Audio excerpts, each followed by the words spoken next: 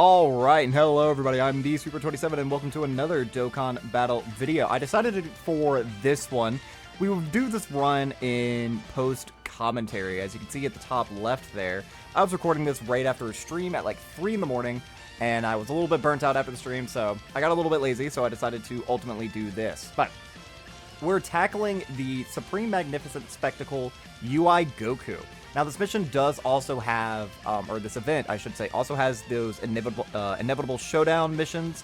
I will be doing a video for that later today. Trying to complete every mission. I don't know if I can. Some of those missions do look a little bit tricky. I'll have to really, like, team build and come up with, like, some interesting and more unique team designs to potentially beat every single one of those missions. But, diving into this right now, this event is probably the easiest that we've tackled in a while. I would actually say that, like, the Blue Kaioken Goku was a bigger challenge than this one, because this one doesn't really have any gimmicks.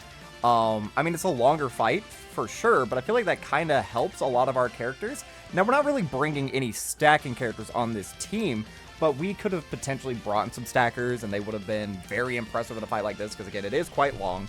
And he does have a fair share of HP in each of his forms. He starts off in his base form, which is, we're going up here right now, Super Saiyan Goku, 40 million. Then once we go into Super Saiyan God Super Saiyan, 43. UI Sign, he has 50 million. And then 55 million once we're into MUI. And again, looking at all of his different stats and everything, like the highest super attack effect that he gets up to is once he's in his MUI form, and it's only a 1.833.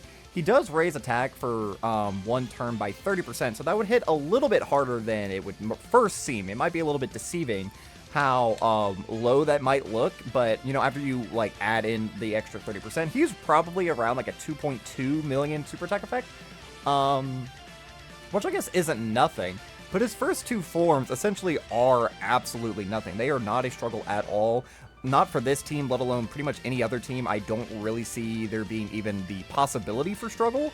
Because a lot of our major teams nowadays, like Majin Buu Saga, should be able to destroy this guy.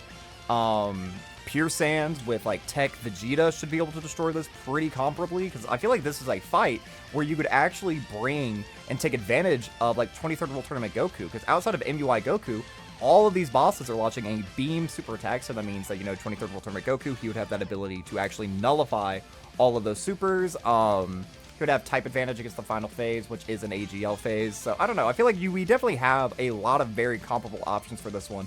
And this fight just seems to be a little bit undertuned. We're in a very unfortunate spot right now in the game, in my opinion, where if the boss isn't doing something toxic...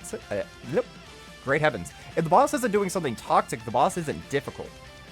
Now, like, I would argue doing, like, a huge super attack is also pretty toxic, or, like, double supering, but I'm looking at all of these, and it looks like, really, he doesn't have a problematic phase. Like, yeah, in his final phase, he does have a 5% chance to dodge. He does dodge us quite a few times throughout the run, but other than that, again, not really anything too troublesome. Like, he doesn't have a whole lot of HP in any of his forms, so we're basically 1 to 2 turning every single phase, and the only reason we're doing that is because we're actually bringing some weaker offensive options. So I decided to slide in Tech God Goku for this run. I've been pretty much just changing the final unit on the team with all of these runs. Really trying to iron out who I want to use, what I want to bring, or anything. Like, originally we brought Gamma 1. Gamma 1 certainly at 55% is not comparable enough to be doing any of these fights. Then we brought the new Sideburner unit, you know, the Krillin and 18. They were nice, they were a little bit fun to use, but for this one, I figured it would be much more difficult than it was, seeing as, you know, this is now Stage 6 of the Supreme Magnificent Spectacle, and so far, Stage 3 and 4 have definitely been, by far, I would say, much more troublesome. Trunks, even though we didn't really struggle against him, he just has those locking gimmicks, he has those really powerful supers that could potentially screw over your Slot 3 unit, or your Slot 7 unit, excuse me. And his super attack effect is pretty devastating, having the guaranteed stun, and he also gets all that extra attack on it. Thankfully, we are running characters like Beast and Gogeta, who do have the attack all mechanic, so we can kind of work around that if we get into it deep enough into the fight, where it's really not too much of an issue. But we're just bringing all these other powerhouses, obviously. Like, we're bringing right here, as you can see, SSBE. We do have AGL, MUI. Orange Piccolo, he's kind of been just the leader unit, but he really hasn't had even a chance to be frauded out. I feel like moving forward into the next Supreme Magnificent Spectacle, the one that is targeted specifically towards the Universal Survival Saga, I feel like that will probably be where my Orange Piccolo definitely starts to feel the pressure of these fights. But right now, we're kind of blitzing through them, you know, because, again, their HP pools really aren't that magnificent. They are, like, really not anything that I can't work around. Going through 1 to 2 turns, Orange Piccolo, he's able to take hints with his guard and his little bit of damage reduction. So he's very, very comparable. So again, this run is really not too challenging. Now, I might be eating these words once we kind of dive into all of the missions, which again, that video will be coming up later today. I am going to record that live immediately after I finish this one, but I do just kind of want to commentate and go over this run, so I guess now we can actually start paying attention to it, instead of just kind of yapping on about, you know, the event itself and kind of the stages in of itself. Like, right there, before super attacking God Goku being fully built up, he has a 77% damage reduction, he got his 2 extra orbs to give him an extra 77% defense, took 200k. Now again, that's before super attacking or anything. And this character, let's see, so this is MUI Sign. He does also get 30% attack, so his super attack is roughly like a 2.1 million, which is really crazy to think about, that a unit from the 7th anniversary, I mean, he's the best aging unit from that year, probably. I know you have to be going up against a movie boss or a pure sand, but a lot of enemies are pure sand. A lot of enemies are movie bosses. That's just kind of how, like, this game kind of functions when it comes to its typical content, especially now that we're getting, you know, like, some super class villains. Most of the characters in this game are pure sands. Like, obviously, we're going to have a ton of Vegetas. We're going to have a ton of Gokus. Potentially, you know, Broly. I mean, a lot of Brolys are also on movie bosses, but we'll always have that window anytime that we see one of those guys potentially being, like, a very hard one. Like, I remember during the Hero Celebration a few years ago when, what's his name? It's not Cabbage. What is his name? It's the Super Saiyan 3 guy. I can't think of his name off the top of my head. But I remember you were able to run, like, 23rd World Tournament Goku in there, because obviously that is another pure sand, and he did hit quite hard at the time, so that was just one of those fun, really good defensive options that we were able to bring. And a character who you could also bring specifically for, like, an event like this would be Tech Caulifla. Now, you could bring Tech Caulifla, not even run her on the team. If you are worried about taking a lot of damage, which I really wouldn't be for a team like this, like, Super Bosses should be able to take this down. Again, Pure Sand should probably be able to take this down. Majin Buu Saga should be able to take this down. Like, even those slower teams that have a lot of defensive units who really can't put up a lot of offensive pressure, again, he's not rocking, none of these stages are rocking a ton of HP in of themselves. Like, cumulatively, yeah, he's over 200 million HP if you add up every single HP bar, or he's just, like, right at the 200k HP mark. Which, like, you know, that is a lot of HP, but all these phases in of themselves are just over before you really even know it. And that's not that's not hard. That's not hard. I mean, yeah, some of your units might be able to get caught, so you can flood in some units like God Goku, who obviously he's a very defensive god. He is also an orb changer, which is always super nice to have, and you only have to give him 2 rainbow orbs. That's not hard to do at all. Tech Caulifla would be another one. He does not have dodge nullification anywhere in his passive.